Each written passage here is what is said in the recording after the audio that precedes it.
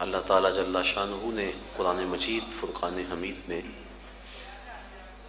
ارشاد فرمایا کہ لوگوں پر اللہ کے لیے بیت اللہ کا حج لازم ہے جو کوئی راستے کی استطاعت رکھے۔ حج لغت میں قصد کو کہتے ہیں، اصطلاح شریعت میں مخصوص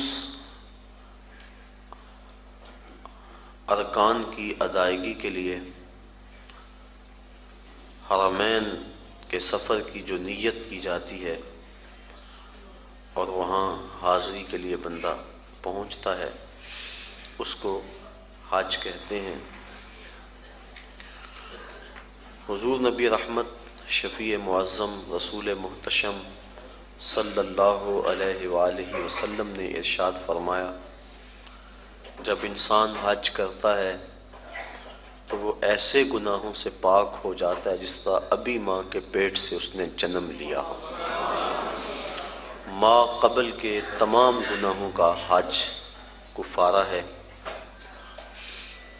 اور اگر کوئی استطاعت رکھنے کے باوجود حج نہیں کرتا تو حدیث میں سخت وعیدیں موجود ہیں۔ حضور کے ایک فرمان کے مطابق جو شخص استطاعت رکھنے کے باوجود حج نہیں کرتا، فرمایا وہ یہودی مرے یا عیسائی مرے، ہمیں اس سے کوئی غرض نہیں ہے۔ اور ایک حدیث کے لفظ ہیں کہ حج میری امت کے ضعیف لوگوں کا جہاد ہے۔ حج کی فضیلت کے عنوان سے کتب حدیث کے اندر بہت کچھ موجود ہے۔ صاحب استطاعت پر زندگی میں ایک مرتبہ حج کرنا فرض ہے۔ 5 سال کے بعد جو حج کی تاکید کتب احادیث میں موجود ہے تو علماء نے اس کو استحباب پر محمول کیا ہے کہ جو غنی ہے صاحب استطاعت ہے اس کو چاہیے کہ 5 سال کے بعد وہ حج کرے، لیکن فرض زندگی میں صرف ایک مرتبہ ہے۔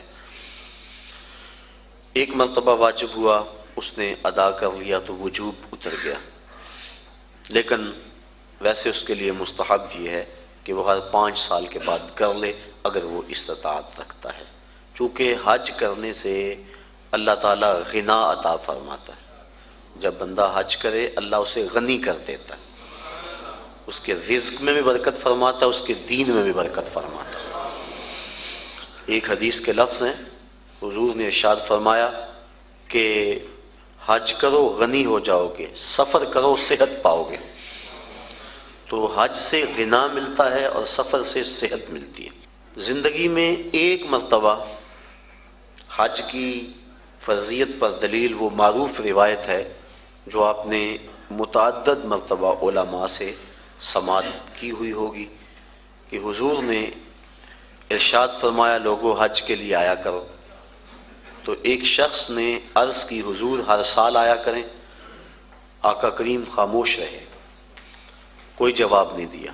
اس نے پھر پوچھا حضور ہر سال آیا کریں، ہر سال حج فرض ہے، حضور خاموش رہے، جواب مرحمت نہیں کیا۔ اس نے تیسری مرتبہ پھر سوال کیا تو آقا کریم نے پھر خاموشی اختیار کی، پھر وقفہ سکوت توڑتے ہوئے فرمایا تم سے پچھلی امتیں نبیوں پر کثرت سوالات کی وجہ سے ہلاک کر دی گئیں، لو قلت نعم لوجبت، اگر میری زبان سے ہاں نکل جاتی تو واجب ہی ہو جاتا۔ وہ زبان جس کو سب کن کی کنجی کہیں، اس کی نافذ حکومت پہ لاکھوں سلام۔ کہا اگر میری زبان سے ہاں نکل جاتی تو واجب ہی ہو جاتا۔ تو حضور کا اختیار فی شریعت سمجھ میں آیا کہ حضور جو کہیں وہی دین ہوتا ہے۔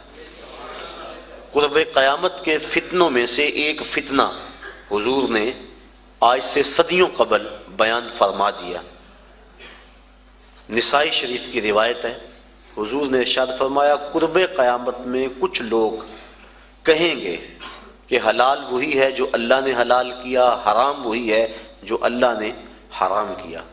فرمایا انما اوتیت القرآن ومثلہ معہ، مجھے قرآن بھی دیا گیا اور قرآن جتنے اور علم بھی میرے سینے میں رکھ دیے گئے۔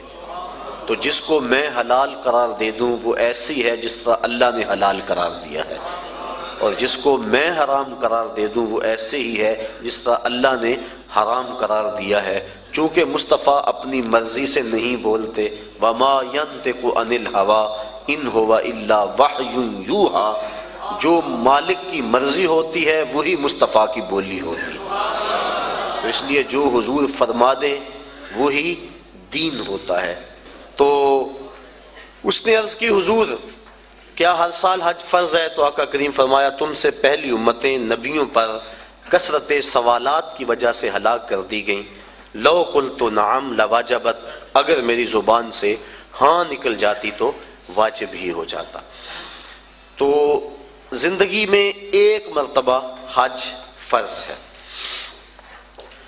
حضور نے حج کی فضیلت کے بارے میں بہت کچھ ارشاد فرمایا، اور ایک روایت کے لفظ ہیں کہ ایک حج ایسا ہے جس سے 3 آدمیوں کی مغفرت ہو جاتی ہے، اور وہ حج بدل ہے۔ کوئی اپنے والدین کی طرف سے، اپنے کسی عزیز کی طرف سے کسی کو حج کروائے تو ایک جس نے حج کیا اس کی بخشش ہو گئی، ایک جس نے حج کروایا اس کی بخشش ہو گئی، ایک جس کی طرف سے حج کیا گیا اس کی بخشش ہو گئی۔ تو یہ حج ایسا ہے، ایک حج سے 3 آدمیوں کی مغفرت فرما دی جاتی ہے۔ حج کا مقصد کیا ہے؟ حج کیوں کیا جاتا ہے؟ اس پر کچھ باتیں میں آج کی اس نشست میں آپ کے گوش گزار کرنا چاہوں گا۔ حج کا بنیادی مقصد اور ہر نیک عمل کا بنیادی مقصد رضائے الہی کا حصول ہے۔ انسان جو بھی نیک عمل کرتا ہے، ہر نیک عمل کا مقصد اللہ کی رضا کو حاصل کرنا ہے۔ قرآن مجید میں ارشاد فرمایا گیا کہ تمہاری قربانی کا گوشت اور خون اللہ کو نہیں پہنچتا، بلکہ تمہارے دل کا وہ تقوی اللہ کو پہنچتا ہے جس کے لیے تم نے قربانی کی ہے۔ گوشت خود کھا لیتے ہو، خون گلیوں میں بہہ جاتا ہے، کھالیں مدارس میں چلی جاتی ہیں، مختلف تنظیمات لے جاتی ہیں، تو اللہ کو کیا پہنچا؟ تو کہا تمہارے دل کا وہ تقوی ہے، جو خلوص اور للہیت ہے، اللہ کی رضا جوئی کا جو جذبہ ہے، وہ جذبہ اللہ کو پہنچتا ہے۔ تو ہر نیک عمل کی بنیاد اللہ کی رضا ہے، اور اگر اللہ کی رضا کے لیے کوئی عمل نہ کیا گیا تو وہ عمل نہیں ہے، نیک عمل نہیں ہے۔ اور صرف ریاکاری کو شرک اصغر کہا گیا ہے، ورنہ انسان جو نیکیاں کرتا ہے، اچھے کام کرتا ہے، کسی کو شرک نہیں کہا گیا، ریاکاری کو شرک اصغر کہا گیا ہے۔ جب اللہ کے علاوہ بندہ کسی اور کے لیے نیک عمل کرتا ہے تو وہ نیک عمل نہیں ہوتے، اس کو شرک اصغر کہا گیا۔ اور قیامت کے دن اللہ تعالیٰ جل شانہ ارشاد فرمائے گا کہ جن کے لیے تم نے یہ عمل کیے تھے ان سے اس کا اجر لے لو، میرے لیے تو تم نے کیے نہیں تھے، جن کے لیے کیے تھے ان سے ان کا اجر لو۔ تو اب کوئی وہاں اجر دینے کی صلاحیت بلا کیسے رکھتا ہوگا؟ تو جب بھی انسان نیک عمل کرے تو بنیادی فلسفہ یہ ہونا چاہیے کہ میں اللہ کی رضا کے لیے کر رہا ہوں۔ اور انما الاعمال بالنیات، یہاں بھی یہی مراد ہے کہ اعمال کا دار و مدار حسن نیت پر ہے، خلوص پر ہے۔ تو حج کا بھی باقی اعمال کی طرح پہلا بنیادی مقصد اللہ کی رضا کو حاصل کرنا ہے۔ حج کا دوسرا مقصد،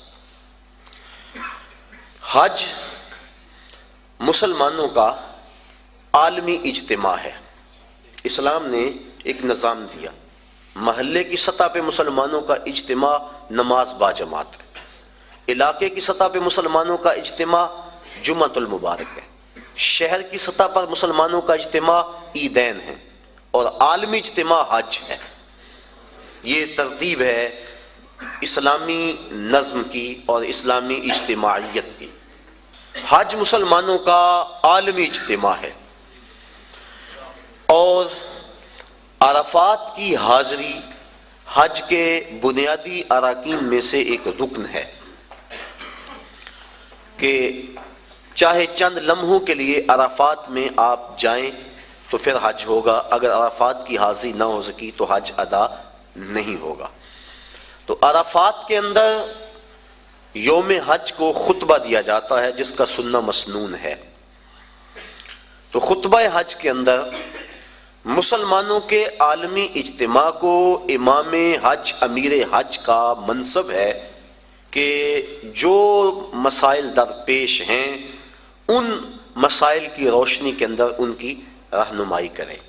حضور نبی رحمت صلی اللہ علیہ وآلہ وسلم کا خطبہ حج ہمارے سامنے ہے۔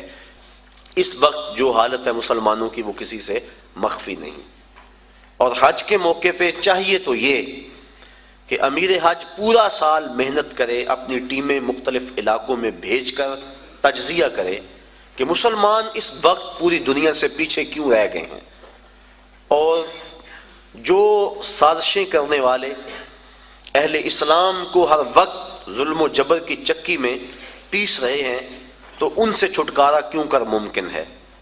تو وہ پوری دنیا کے آئے ہوئے نمائندوں کو پورے سال کا لائحہ عمل دے کہ تم نے اپنے اپنے علاقوں میں جا کے یہ کرنا ہے اور اس پیغام کو آگے لوگوں تک پہنچانا ہے۔ پھر پورا سال اس کی نگرانی ہوتی رہے اور سال کے بعد تجزیہ کیا جائے کہ کمی بیشی کیا ہے، کتنے فوائد ہوئے اور کہاں تک ہم نے اپنا ہدف حاصل کیا، اور ترمیم و تنسیق کے ساتھ نیا منصوبہ، نیا لائحہ عمل لوگوں کے سامنے رکھا جائے، اور دنیا کے کونے کونے سے آئے لوگ حرم کے اس تحفے کو اپنے ساتھ لے جائیں اور پوری دنیا پر